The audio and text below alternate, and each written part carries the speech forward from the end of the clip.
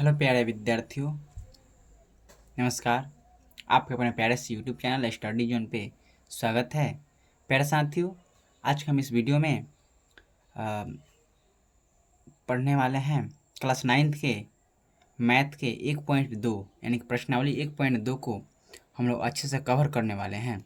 प्यारे साथियों, इस वीडियो में हम अच्छे से बने रहिएगा, यानी कि लास्ट तक बने रहिएगा। दोस्तों, हम लोग हर एक प्रश्न को अच्छे से एक्सप्लेन करेंगे और देखेंगे। प्यारे विद्यार्थियों, अगर मेरे चैनल पे नए हैं तो मेरे चैनल को सब्सक्राइब जरूर कीजिएगा और वीडियो को लाइक और शेयर करना ना भूलिएगा। प्यारे साथियों, चलिए हम लोग वीडियो का स्टार्ट करते हैं। हम उम्मीद करते हैं कि आप अच्छे से पढ़ाई कर रहे होंगे। चलिए हम लोग वीडियो को स्टार्ट करते हैं। दोस्तों, वीडियो स्टार्ट करने से पहले आप अपने पास हम जो जो बता रहे हैं वो सामग्री अपने पास रख लीजिएगा, क्योंकि इस प्रश्नावली में हम लोग संख्या रेखा पे रूट 2 को या रूट 5 को भी दर्शाएंगे। कैसे दर्शाया जाता है इसको हम अवश्य सीखेंगे। ठीक है प्यारे साथियों, चलिए सबसे पहले आप एक पेन, एक कॉपी, ठीक है, और एक चांद ले लीजिएगा और फिर एक फीट ले लीजिएगा और फिर ये एक चाप ले लीजिएगा, ठीक है, और उसके साथ एक पेंसिल होना चाहिए। ठीक है प्यारे साथियों, चलिए हम लोग वीडियो को स्टार्ट करते हैं। तो दोस्तों, आपके स्क्रीन पे दिख रहा होगा कि आपका पहला प्रश्न है कि नीचे दिए गए कथन सत्य हैं या असत्य हैं, कारण के साथ अपने उत्तर दीजिए। ठीक है, तो आपका एक नंबर प्रश्न है, प्रत्येक अपरिमेय संख्या एक वास्तविक संख्या होती है। चलिए साथियों, पहले हम इसको देख ले रहे हैं। ठीक है, तो दोस्तों आपका अगला प्रश्न है कि प्रत्येक अपरिमेय संख्या एक वास्तविक संख्या होती हैं। ठीक है दोस्तों, हम उम्मीद करते हैं कि आपको समझ में जरूर आएगा। ठीक है, तो हम पहले लिखेंगे अपरिमेय संख्या, यानी कि अपरिमेय संख्या क्या है। तो दोस्तों, आपको हम बता चुके हैं कि अपरिमेय संख्या वैसी संख्या जिसे p बटा q के रूप में नहीं लिखा जा सकता है, उसे हम अपरिमेय संख्या कहते हैं। ठीक है, तो इसको हम उम्मीद करते हैं कि आपको समझ में आ गया होगा। ठीक है, और अब हम समझ लें पहले वास्तविक संख्या। तो प्यारे दोस्तों, परिमेय संख्या और अपरिमेय संख्या को सम्मिलित रूप को हम वास्तविक संख्या कहते हैं। तो आपका प्रश्न है, प्रत्येक अपरिमेय संख्या एक वास्तविक संख्या होती हैं।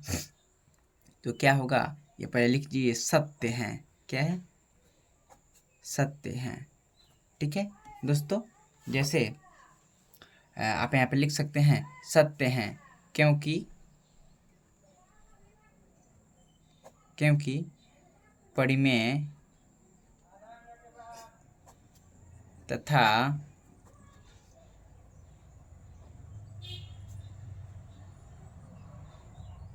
अपरिमेय के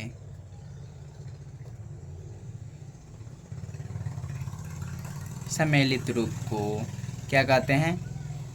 हम वास्तविक कहते हैं। ठीक है, यानी कि वास्तविक संख्या कहते हैं।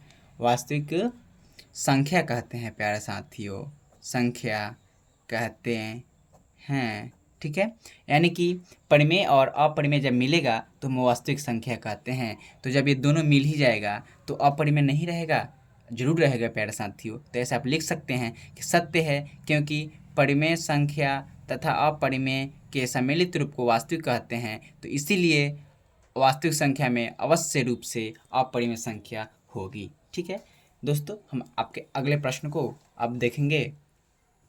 मेरे प्यारे विद्यार्थियों, आपका अगला प्रश्न है, यानी कि 2 नंबर प्रश्न है कि संख्या रेखा का प्रत्येक बिंदु रूट m के रूप का होता है, जहां m एक प्रकृत संख्या है।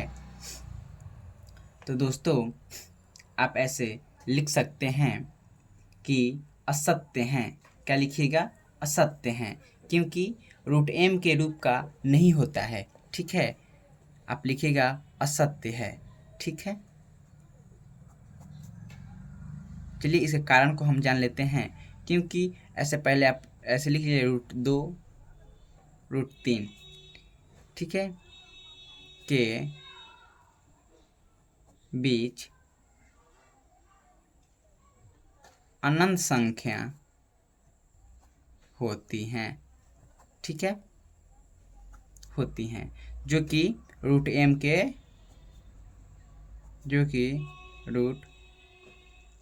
के रूप के नहीं होती हैं प्यारे दोस्तों, रूट एम के रूप के नहीं होती हैं, ठीक है, रूट एम के रूप के नहीं होती हैं, जहाँ एम एक क्या है,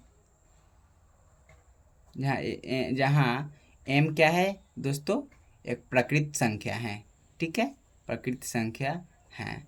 ओके प्यारे साथियों, ठीक है प्यारे साथियों, आप ये लिख सकते हैं, आप ऐसे भी लिख सकते हैं प्यारे साथियों कि असत्य हैं, क्योंकि कोई भी ऋण संख्या किसी प्राकृतिक संख्या का वर्गमूल नहीं हो सकती हैं।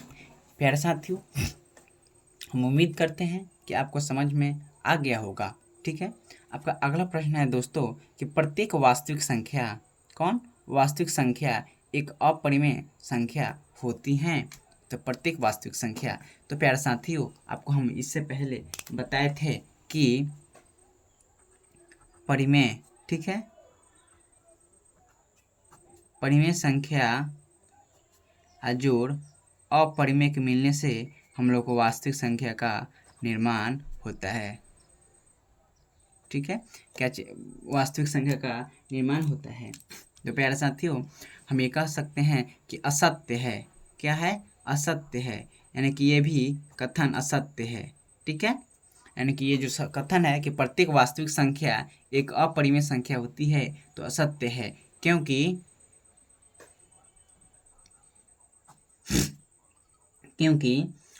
सभी धनात्मक पूर्णांकों का असत्य है, क्योंकि प्यारे साथियों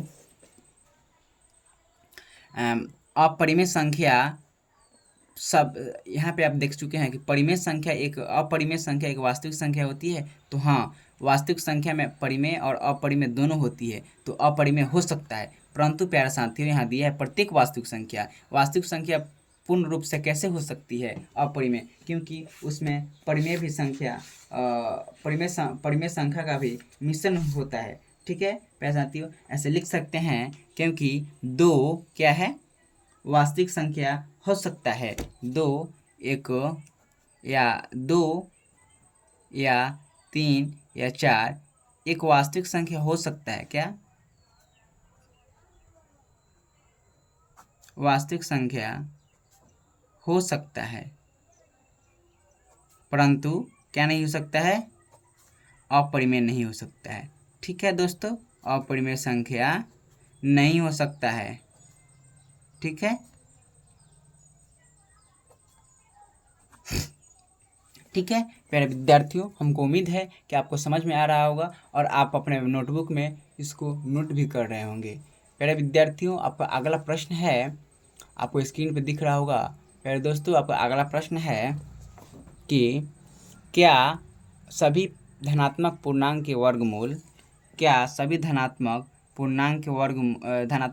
वर्गमूल अपरिमेय होते हैं, यदि नहीं तो एक ऐसी संख्या के वर्गमूल का उदाहरण दीजिए जो एक परिमेय संख्या होती हैं। तो प्यारे विद्यार्थियों चलिए इस प्रश्न को हम लोग आसानी पूर्वक यानी कि आसान तरीक़ा से बनाएंगे, ठीक है, जैसे कि नहीं, आप ऐसे कह सकते हैं कि नहीं सभी, यानी कि ये भी क्या है असत्य है, या नहीं है, सॉरी नहीं, ये असत्य नहीं जवाब देना है प्यारे साथियों, नहीं है, ठीक है, उदाहरण के लिए हम लोग कह दें ऐसे कि नहीं है, यानी कि धनात्मक पूर्णांक नहीं हो सकता है, उदाहरण के लिए हम लोग कह सकते हैं कि सभी धनात्मक पूर्णांकों का वर्गमूल, सभी धनात्मक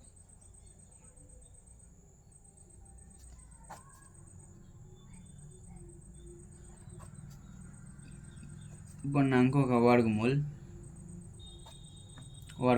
अपरिमेय नहीं होते हैं, ठीक है, अपरिमेय नहीं होते हैं, ठीक है, जैसे में आप ऐसे लिख सकते हैं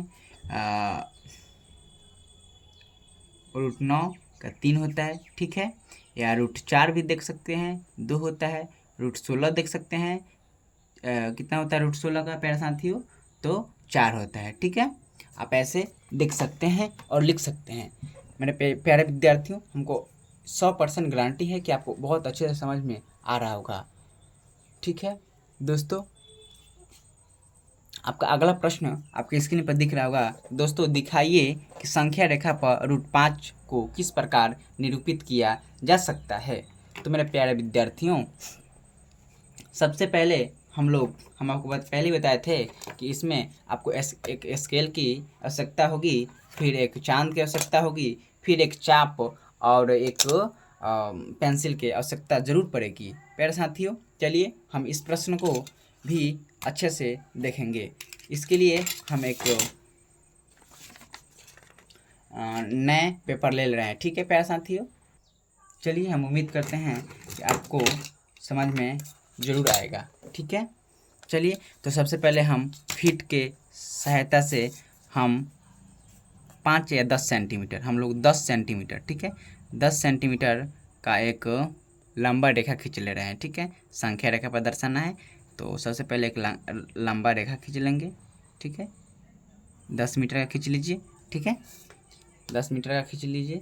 उसके बाद से आपको करना क्या है, हर एक सेंटीमीटर, एक सेंटीमीटर की गैपिंग देकर, ठीक है, 1 सेंटीमीटर देखिए, एक यहाँ पे सेंटीमीटर है, एक यहाँ पे है, एक यहाँ पे, एक यहाँ पे, एक यहाँ पे, एक यहाँ पे, ऐसे ऐसे कर लीजिए। ठीक है, चलिए हम लोग कहाँ से शुरुआत होता है संख्या रेखा का। दोस्तों, आप जब दायां तरफ जाइएगा तो धनात्मक मिलेगा, यानी कि मान लीजिए 0 से स्टार्ट कीजिए, तो 1 2 3 4 5 6 7, इधर -1 -2, ठीक है, -3 -4 और -5 अनंत तक। ठीक है, इधर बोलते हैं ऋणात्मक। ठीक है, ऋणात्मक संख्या इधर धनात्मक बोलते हैं। इसी पे हम लोगों को करना क्या है कि दर्शा देना है। किसको दर्शा देना है दोस्तों, तो हम लोग को इसी पे दिखा देना है कि ये जो प्रश्न दिया है कि दिखाइए कि 3 नंबर जो प्रश्न है कि दिखाइए कि संख्या रेखा पर √5 को किस प्रकार निरूपित किया जा सकता है। तो दोस्तों, अभी हम इसको निरूपित करके अवश्य दिखाएंगे। ठीक है, √5 को बोल रहा है तो मस्त दिखाएंगे प्यारे साथियों। तो सबसे पहले आप ये समझ जाइए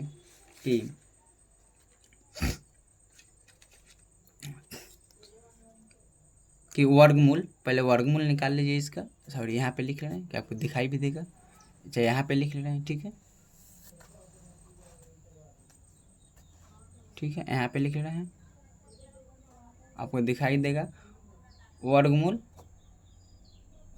आपको दिखाई देगा। 5 का वर्गमूल कितना होता है आपको पता होगा, लगभग 2.2 या 2.5 के लगभग करीब में अवश्य होगा। ठीक है, तो हम ये जान जाते हैं कि पहले कि √5 यानी कि 5 का वर्गमूल 2.25 के समथिंग यानी कि लगभग आएगा।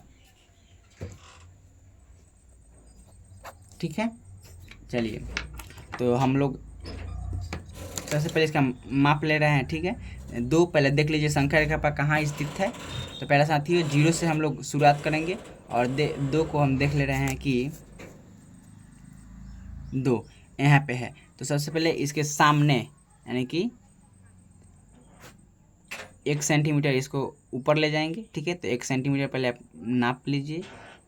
1 सेंटीमीटर हम लोग का यहाँ से यहाँ तक आ गया।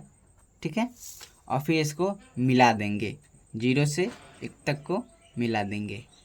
ठीक है, तो हम लोग का ये जितना भाग आ गया इसको बोलेंगे 2 मीटर, क्योंकि ये 2 सेंटीमीटर हो गया और 1 सेंटीमीटर, और इसका कितना मान आएगा, √5 आ जाएगा।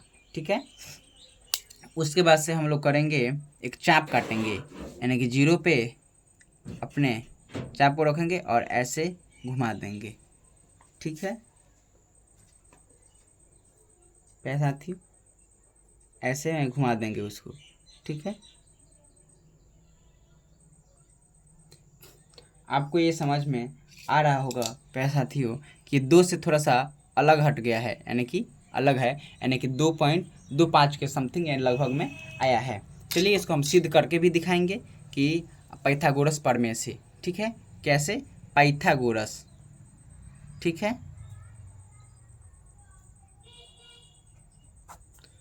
पाइथागोरस प्रमेय से इसको सिद्ध करेंगे। ठीक है दोस्तों, कि ये सत्य है या असत्य है। तो मेरे प्यारे विद्यार्थियों, पाइथागोरस प्रमेय के आपका सूत्र पता होगा या नहीं भी पता होगा तो इस वीडियो को देखिएगा तो अवश्य पता चल जाएगा कि इसका सूत्र होता है कर्ण का स्क्वायर, ठीक है, बराबर लंब का स्क्वायर। ठीक है, कर्ण का स्क्वायर, लंब का स्क्वायर जोड़ आधार का स्क्वायर। ठीक है, तो पहले हम जानते हैं ये क्या है, जो क्या बोलेंगे दोस्तों, लंब। तो लंब हम लोग कितना सेंटीमीटर है, लंब कितना है 1 सेंटीमीटर। फिर ये आधार कितना है, आधार कितना है 2 सेंटीमीटर। ठीक है, 2 सेंटीमीटर। बस हमको कर्ण निकाल देना है। ठीक है, कर्ण निकाल देना है कितना है। तो दोस्तों हम ये पाइथागोरस प्रमेय का सूत्र हो गया। ठीक है, तो पहले से कर्ण नहीं पता है तो कर्ण का स्क्वायर लिख दीजिए वैसे ही। फिर लंब का कितना है, तो 1 है तो 1 का स्क्वायर लिख दीजिए, जोड़ का जोड़ हो जाएगा। आधार कितना है तो 2 का, तो 2 का स्क्वायर हो जाएगा। ठीक है, फिर ये कर्ण का स्क्वायर हो जाएगा। ठीक है, 1 का स्क्वायर मतलब 1, जोड़ के जोड़, और 2 का स्क्वायर मतलब 4, 2 दूनी का 4 हो गया। तो मेरे साथियों कर्ण का स्क्वायर, सॉरी इसमें स्क्वायर छूट गया है, फिर स्क्वायर हो जाएगा। फिर 1 जोड़ 4 बराबर 5 हो जाता है। ठीक है, चलिए तो ये कर्ण का कर्ण हो जाएगा। ठीक है, ये जब बराबर का इधर स्क्वायर जाएगा तो यह 5 पे रूट चढ़ जाएगा। तो पहला साथियों ये आपका सिद्ध हो गया, ये कर्ण का स्क्वायर √5 है। ठीक है मेरे विद्यार्थियों, हमको उम्मीद है कि आपको बहुत अच्छे से समझ में आया होगा।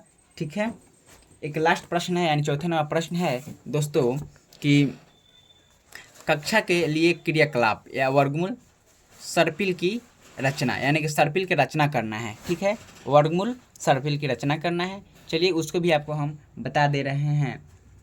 ठीक है, इस प्रश्नावली के मतलब लास्ट प्रश्न को भी देख ले रहे हैं, 4 नंबर कि एक सर्पिल वर्गमूल का। चलिए हम इसको बता दे रहे हैं, बट इससे कोई भी प्रश्न नहीं आता है, लेकिन इसको भी हम बता दे रहे हैं। मेरे साथियों ऐसे में आप सबसे पहले एक इसको संख्या रेखा, यानी कि संख्या रेखा सबसे इसमें पहले खींच लीजिए। ठीक है, 2 4 5 मीटर खींच लीजिए, या 1 मीटर का खींच लीजिए, जैसे करना है आपको खींच लीजिए। लेकिन हम पहले ले लेंगे 1 सेंटीमीटर को। ठीक है, ठीक है ले लिए। इसके 1 सेंटीमीटर लंब भी ले लेंगे। ठीक है, यहाँ से पहले हम 1 सेंटीमीटर नाप ले रहे हैं, कहाँ तक आता है तो यहाँ तक। ठीक है, तो यहाँ पे हम 0 लिख देंगे, फिर इसको इसे मिला देंगे। ठीक है, तो ये 1 सेंटीमीटर, ये 1 सेंटीमीटर, ये कितना हो जाएगा दोस्तों, √2। ठीक है, चलिए और उसके बाद से मेरे विद्यार्थियों फिर इस पर एक 90 डिग्री, ठीक है 90 डिग्री, इस √2 है तो फिर से एक बार 90 डिग्री का कोण हम इस पर खींचेंगे। ठीक है, तो 90 डिग्री कोण यहाँ पे आ गया। ठीक है, बस उतना तो हम लोग को लेना नहीं है, कितना लेना है 1 सेंटीमीटर। तो पहले हम 1 सेंटीमीटर, फिर से हम इससे 1 सेंटीमीटर नाप के ले रहे हैं। ठीक है, 1 सेंटीमीटर यहाँ तक आ गया। ठीक, फिर इसको हम क्या करेंगे, मिला देंगे। किससे, तो इससे फिर से हम मिला देंगे। ठीक है दोस्तों, आइए कितना हो जाएगा, फिर ये 1 हो जाएगा, आइए कितना हो जाएगा √3 हो जाएगा। ठीक है, अब फिर इस पर हम 1 मीटर सेंटीमीटर का, फिर इस पर 90 डिग्री का कोण खींचेंगे। प्यारे विद्यार्थियों यहाँ से 90 डिग्री का कोण खींच लीजिए, फिर 1 सेंटीमीटर का। ठीक है,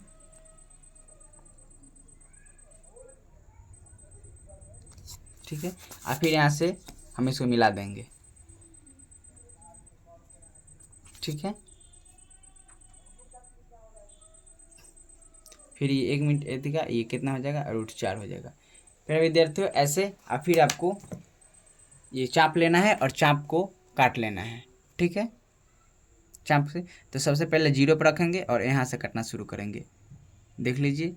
फिर ऐसे कर देंगे, फिर यहाँ पे रखेंगे, फिर यहाँ से कटना शुरू करेंगे, ठीक है। और फिर यहाँ पे रखेंगे और फिर ऐसे ऐसे कटना शुरू करेंगे। मेरे विद्यार्थियों, ऐसे आपको पता चल गया होगा कि वर्गमूल सर्पिल की रचना कैसे करते हैं, ठीक है। अगर आपको समझ में ना आए तो आकृति कितना को देखना है, आकृति 1.9 को आप देख सकते हैं, ठीक है, अपने बुक में जो आपको दिखा भी दे रहे हैं ये, ठीक है। सेम ऐसी है 90 डिग्री का कोण, बस एक रेखा खींच लेना है, उस पर एक लंब खींच लेना है 1 मीटर या जैसे जितना भी सेंटीमीटर आप ले रहे हैं उसके बराबर के हिसाब से, फिर आपको उस पर कर देना है, ठीक है। फिर आपसे हम मिलते हैं अगले वीडियो में। तब तक आप अच्छे से पढ़ाई करते रहिए और मेरे वीडियो को लाइक और शेयर करना ना भूलिएगा, ठीक है। ओके, धन्यवाद दोस्तों।